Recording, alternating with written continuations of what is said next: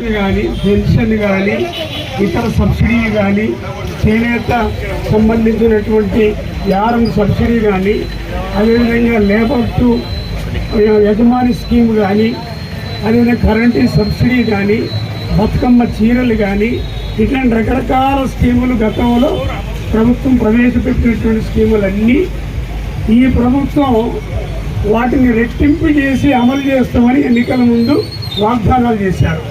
ఉదాహరణకు 2000 పెన్షన్ ఉంటే 4000 అన్నారు. రైతు బంధు పెంచుతామన్నారు. అదేవిధంగా వ్యవసాయ కూలీలకు పెంచుతామన్నారు. ప్రతి మహిళకి 25,000 ఇస్తామన్నారు. చేనేత కార్మికులకి, పౌరులు కార్మికులకి మేము అంతా న్యాయం చేస్తాం, అంతకన్నా మంచి మంచి పథకాలు ప్రవేశపెడతామని చెప్పారు. బతుకమ్మ చీరలు అంటున్నారు. బతుకమ్మ చీరలు ఇవ్వాలంటున్నాం. ఒకవేళ చీరలు నాణ్యం లేకపోతే అంతకన్నా నాణ్యమైన చీరలు మీరు తయారు చేయించండి, అంతకన్నా మంచి డిజైన్లు మీరు తయారు చేయించండి. దానివల్ల ఇక్కడ పౌరులు కార్మికులకి పని దొరుకుతుంది.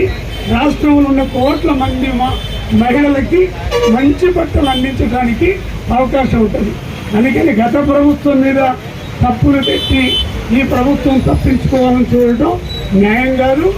గత ప్రభుత్వం పెట్టినటువంటి స్కీముల్లో తప్పులుంటే సరిచేసి అంతకన్నా మెరుగైనటువంటి స్కీములు అమలు చేసి ప్రజల మన్నన పొందాలని ఈ సందర్భంగా మేము విజ్ఞప్తి చేస్తున్నాం.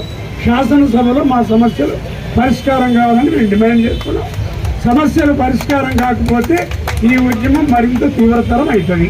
ఇప్పటికే పవర్లూమ్ బకాయిలు ఉన్నాయి. పవర్లూమ్ కరెంట్ ఛార్జీలతో బ్రతకలేని పరిస్థితున్నది. ఇప్పటికే చాలా పవర్లూమ్స్ ఇనుప సామాన్లకు అమ్మేసి ఇళ్లలో కూర్చుంటున్నారు. చాలా రకాల ఇబ్బందులు ఉన్నాయి. తక్షణం స్పందించాలి, తక్షణం పరిష్కారం చేయాలి. లేకపోతే మా ఉద్యమాలు మరింత ఉధృతం చేస్తాం. ఇది మేము చెప్పదలుచుకుంటాం.